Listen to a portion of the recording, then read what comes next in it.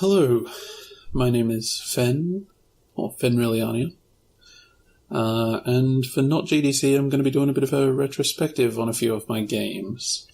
If you don't know about Not GDC, it is an online non-conference that just so happens to be scheduled at the exact same time as GDC. You know, scheduling conflicts happen. I think you can check that out at notgdc.com, but I'll have a link to it in the description anyway. But yeah, so I'm going to start with this game, which is called Dead Girls in Space. This is important for a few reasons. Actually, before that, let me explain what I'm going to be doing in these retrospectives. I'm going to be basically going over why and how I made the games, what they mean to me, like what they mean in general, all that sort of stuff. So yeah, this is Dead Girls in Space. It was my first Ludum Dare game, almost my only so far, and it was also the first game that I made that felt that felt complete and that I was proud of. So, you know, it's sort of important in those regards. It's got some flaws. It's very small. But we'll get into that. So let's start by playing a build of the game. Boom. So, right off the bat, really cool title screen in my personal opinion.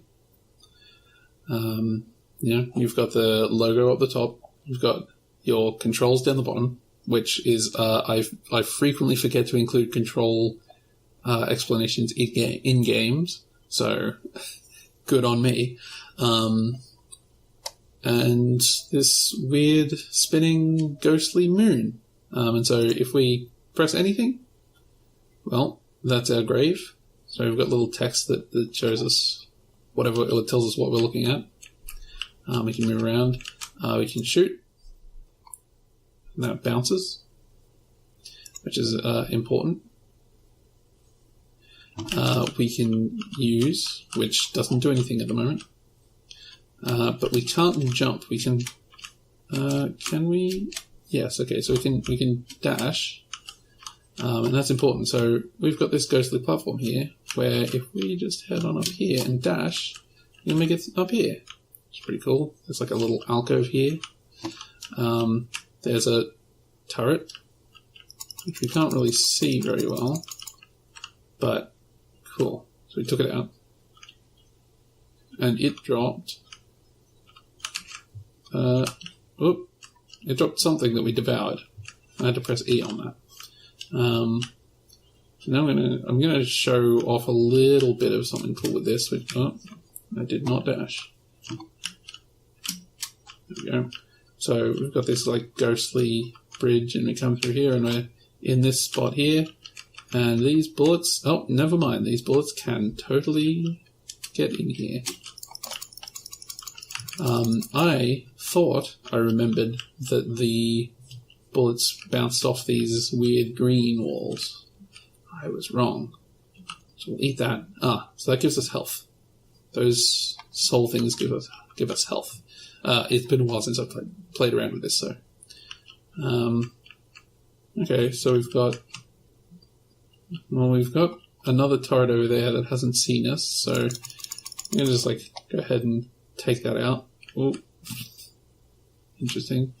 Are the only one in here? Yes. Okay. We've got... Oh, okay, a couple turrets down there. Jeez, yeah, so we're on this space station here. You can see out the window, there's a little light. Oh, it's really cool. We've got a light here looking in on this, I guess, security office with like a little thing there.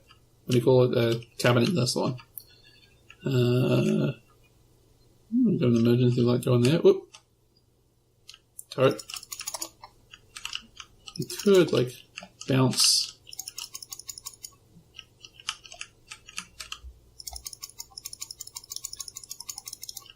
try and...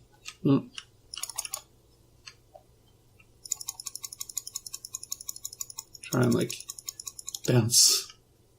No, it's probably still just easiest just to shoot it. Yep. Now we've got this little candlelight vigil thing. That's cool. Got this little ramp here. What does it say? Self-destruct. Let's not press that. But if we go through here, you know, there's like it's a really cool underhang bit with like these two big glass walls. You can just see like the whole space station. That's really cool. There's a bit of Z fighting there. Ignore that. But yeah, come up here and it puts us out back here. Okay, so that's interesting. Remember the self-destruct is in there. And there's a couple turrets there.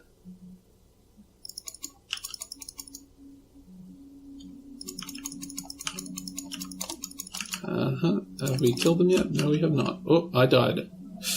Okay, so now you notice there's a heart there instead of a moon. And we're also pink, and so is the like glow around us. So there's actually character, not selection, but there's like multiple characters, and we also leave like a pink glow on the world, which is cool.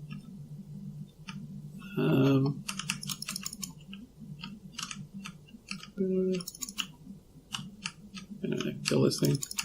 Come on. Bad at my own game. There we go.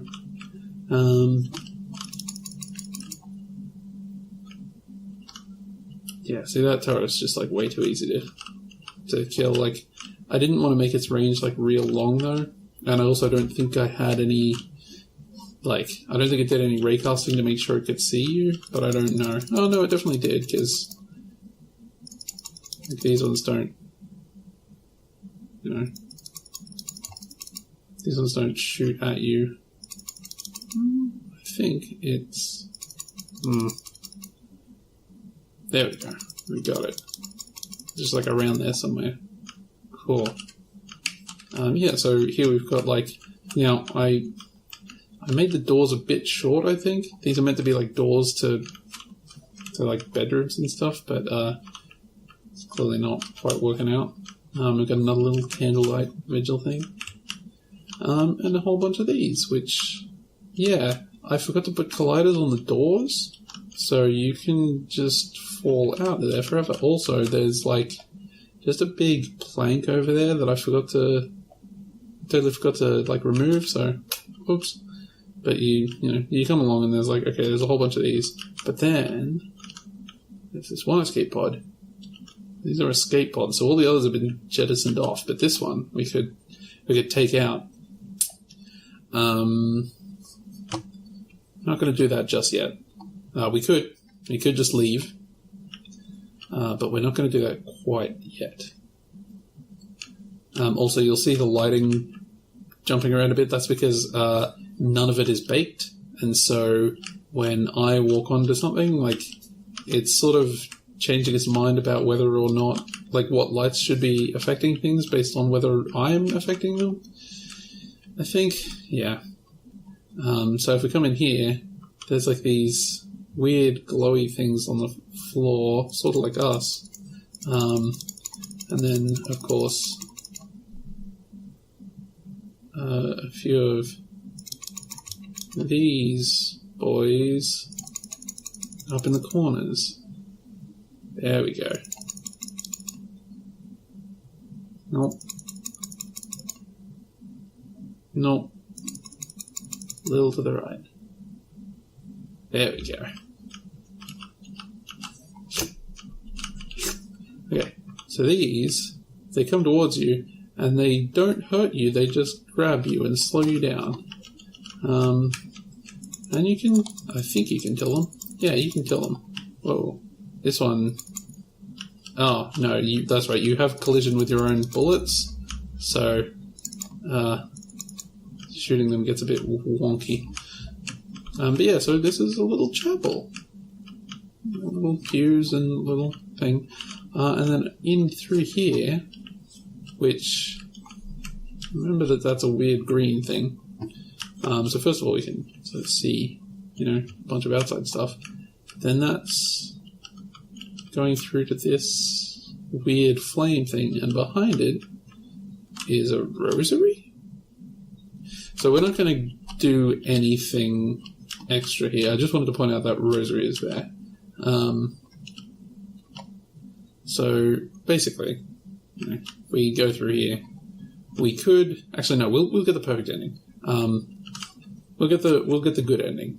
So here's what the good ending entails, because there's shades of grey here. If you just take the rosary, so now we have the rosary. If we finish the game now, it'd tell us that we had the rosary, but we didn't do anything with it. Or I think it said you didn't reclaim yourself, something like that. We come back to this grave here, our grave, which has got a whole bunch of crosses on it. Poof. Burn the rosary. And suddenly we're not a ghost anymore. We can still shoot. We're not a ghost anymore. Which also means we can't interact with these weird ghostly things. So now it's okay, you go through the blue stuff, and the green stuff is actually like a solid wall that you can't walk through. So humans can't actually get in here. Only ghosts can get in there. And that's I don't know what you call it. But yeah, it suddenly changes all the lighting and stuff, because you don't have this great big purple glow around you. Everything looks the right color and everything. And it's as dark as I intended it to be. Yeah, little candlelight vigil. And that also means this ramp does nothing, so if we are going to push this a button, we're going to have to take the long way out. So let's push the self-destruct button. Boop. Now we've got 2 minutes, which is probably 10 times as long as you really need. Obviously, this is a tiny place, as I've shown. The mood lighting, I nailed that, even if I didn't bake it. And yeah, so now we've reclaimed ourselves. We've set off the self-destruct, and we're going to take the very last escape pod. We escaped. We resurrected ourselves. We killed them all. We've done well. And yeah, so but depending on what you do or don't do, it'll tell you, you did this, you didn't do that, you got halfway through this. But if you don't do everything, it'll say, do better, or something like that. And of course, if you click, then start again. And now we've got the star character. Like I said, it chooses a random character at the start. I quite like that little detail. Yeah, so let's look at how it was made, or let's start with why it was made, or what it even means, I guess. I basically just wanted to make an FPS because that seemed like the easiest thing for me to do. I'm capable of making an FPS. It's I know what an FPS is, and it's pretty simple. And I had just played Dark Souls, I just finished Dark Souls, and I was really into the whole, indirect storytelling thing. Or I might have just finished Dark Souls. I had finished Dark Souls. I might have been playing Dark Souls 2. I don't know what time this was. But yeah, I was really into the whole indirect storytelling stuff. And so the idea of this is something, it wasn't fully fleshed out, but the idea was something along the lines of you play as a witch on this station who was, hunted and killed by the other people on the station. And, they've got this rosary thing to try and seal you away. And they've got, they've put all these crosses on your grave because they think that'll do something. But you come back, you're a witch. You come back as a ghost, of course. And yeah, obviously, something was going on with that station because, there was like all the escape pods were missing except for one, and all this other stuff. There were like emergency lights going off. That was just sort of like I didn't have a real reason for that. It was mainly just like I didn't want to put real people in there because like I couldn't model people, so I just used cubes for everything. But yeah, you burn the rosary and like resurrect yourself. And then you set the place to blow up because they killed you. Easy. And no one really came close to figuring that out, mainly because, not that many people have really played it. And not many people really dug into it to try and figure out the deep lore behind Dead Girls in Space for Ludum Dare 33. But yeah, that's what it is. And so, let's take a look at how it was made. So, for starters, I built all the levels in Pro Builder. Which is why everything is, really blocky. You can get some cool, arteries and stuff. And, I really like the simplicity and the minimalism of all the architecture and stuff. Cool, these are pews. They're, slightly interesting shapes. Windows are just, great big chunky cutouts. It's I like that. But yeah, that's definitely an artifact of that. A lot of the mood lighting, the really moody, cool lighting of this, comes down to the fact that I didn't know how to do proper lighting stuff, and so a lot of it was just there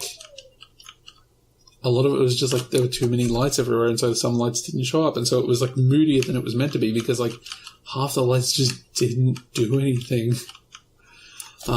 So ideally I really should have figured out how to bake lighting, but I just didn't want to even try.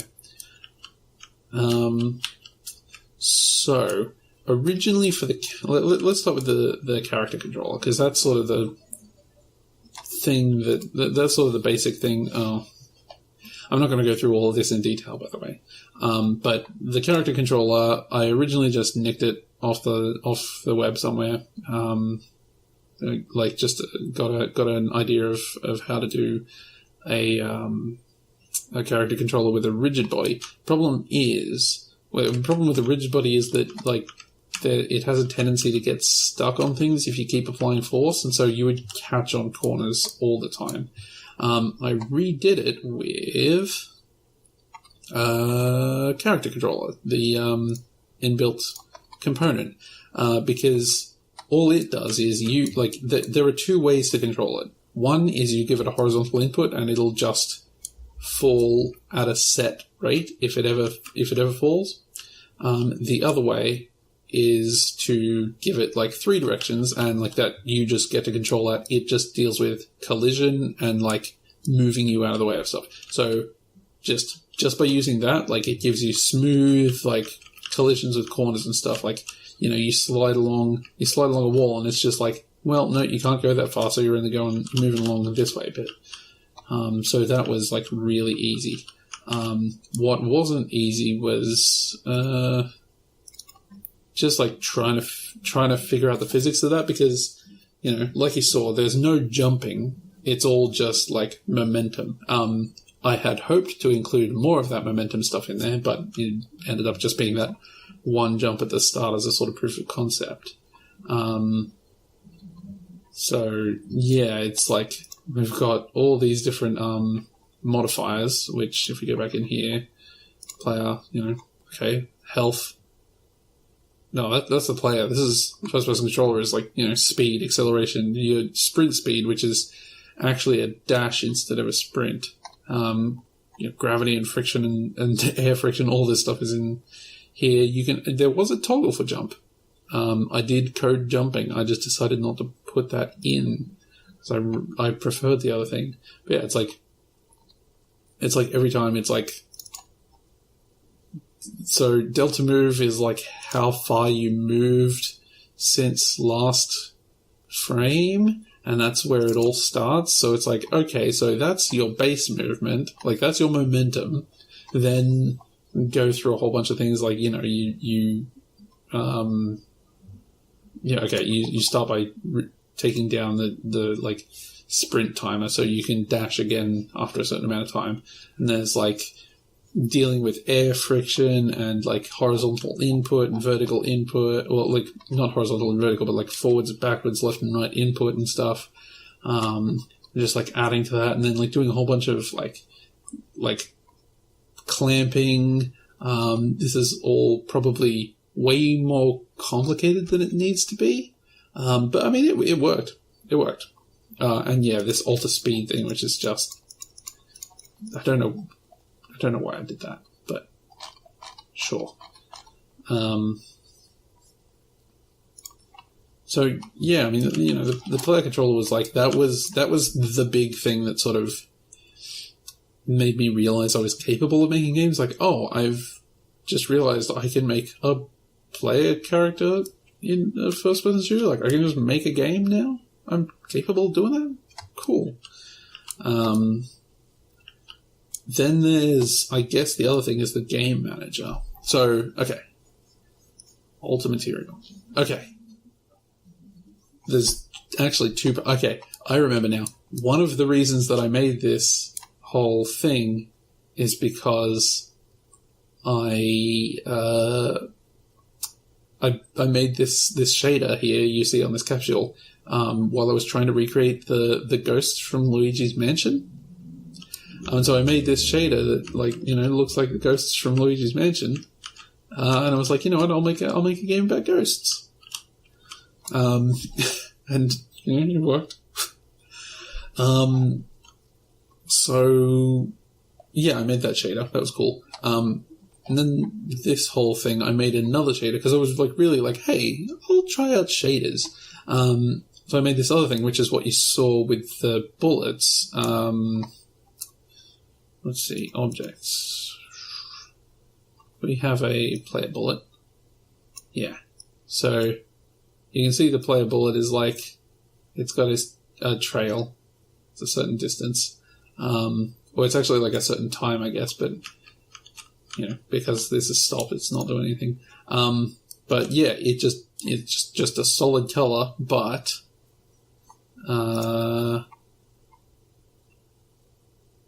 so I guess the way it does it is in the game manager, it's got this, it's got these different materials that it just like, it cycles the hue and the saturation and the value. And you can wave or cycle, so you can go between two things, or you can like cycle around cyclically. And so like originally, all of them cycled their hue, and they were all just like rainbow bullets, but no one could tell which bullets were theirs and which were the enemies, which is a fair criticism. And so yeah, like I've just got this script here that just deals with making the saturation of these shaders bounce up and down in sync. So that includes the health bar, which is really cool. Then I've got the start everything script, which, that basically just takes all the UI and disables or enables stuff or whatever. Like it basically that triggers everything once you hit a button from the start screen. So yeah, literally just, I don't know. I still don't quite know how to cleanly do that sort of stuff. And then the random character thing. And so each character has, a percentage chance, a color, the object that'll spin above the grave, and that's it. And then, I mean, there's like the player material, the bullet material.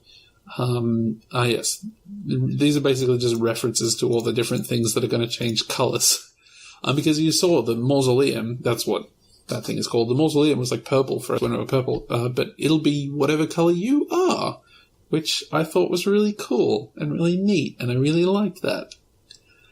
And then there's like basic game behavior, which is just like, have you triggered the self-destruct yet?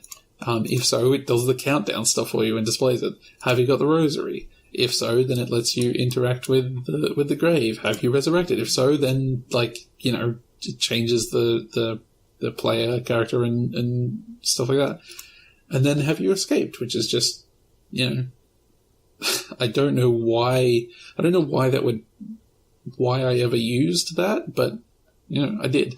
And that's what I used to track, like, how well someone did. And it's like, if all of those things, then, the reason escaped is one is because if you don't get off the space station in time, like, you just blow up. And the same as if you just get killed by a turret, like, it just says, like, well, you died.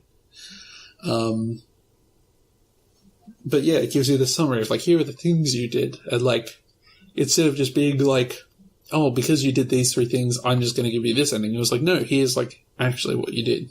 I was really happy with that. So yeah, like, I'm really not sure what else to talk about with this. I guess, for a lot of this stuff, I decided to, like, I decided that I would go for a certain style here, which is a whole bunch of really basic. Where is this? Oh, there. Okay. It's like a whole bunch of really basic shapes, like cubes and spheres and stuff, and then sprites. And so, you know, all these are just like vector drawings I did. It was just like, what's a cool shape for like a grave? And so this is the graveyard with a whole bunch of these graves, and it's all the same sprite, just like at different angles and like heightened and lowered, and it's like split into these different blocks that, you know, spread about a bit. And there's also a bunch of colliders, so you can't actually walk into the graves. Like, not a bunch of colliders, there's actually like 3 colliders, I think. I don't know. I don't know where they actually are, but grave block. Oh, okay. Yeah, so grave block, grave block, grave block. So that's where the colliders are. And yeah, so, you know, those are sprites. Obviously, this is like the only model that exists in the game, and in fact, when I say model, I mean, wait, did I make it an actual model? No, I didn't. Yeah, so, yeah, no, I built these.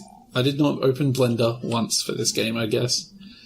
I built these out of primitives, which is cool. They have spotlights which have these, what do you call them?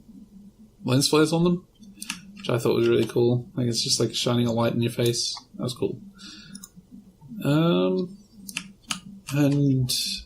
I guess it was like, part of this was like, yeah, this is the dead hallway. And then this is the remembrance chamber. Not the mausoleum for some reason. And there's like the living quarters, okay. The mess hall, cool. Escape pods, yeah. Security area. And the chapel. So, you know. I did know to like use, you know, block box colliders and stuff like that instead of like mesh colliders. So I was smart about something. Just not everything. But I think I included some, like, I think in some of the scripts and stuff, like there's like, you know, like I named things in such a way that it was like really cool and like, what do you call it? Evocative stuff. But it didn't matter because, like, no one was ever going to see it. Although I might have put, I think I put I guess I probably put the source code out at some point. So this is I think the source code for this is available. Oh, right. one more thing is this start menu. Because, well, not just the start menu, but something that you can see really well in the start menu is the moving of the light along with the skybox. I've literally just got... So that the directional light has... Yeah, so the directional light just has a rotation script on it. And it just rotates around the y-axis at a speed of -2, which I guess is -2 degrees per second. And then... Level... Oh, that's right. So I think there's... Skybox camera? Yes. Okay, so there's the directional light, and then there's the game manager. And the game manager has a skybox camera. And the skybox camera... Well, the skybox camera doesn't rotate. Does it? Oh, it has a skybox camera script, which just makes it rotate. And so that's how I literally have two cameras. The player's camera doesn't render a skybox. It just doesn't do anything with that. And then this other camera just rotates and rotates. It renders the skybox, which is pretty great. Oh yeah, here's this long... What is this? It's just an extra cube. I've got a bunch of extra cubes somewhere. Why is this cube here? What about this one? Where's this one? Is that cube there? Why is that cube not named? I'm so confused. I got distracted. Yeah, so that's Dead Deals in Space, really. It was really important to me. I don't think I've done a very good job explaining, anything about the game. It wasn't, an amazing technical marvel or anything, because this is just, my first Ludum Dare game.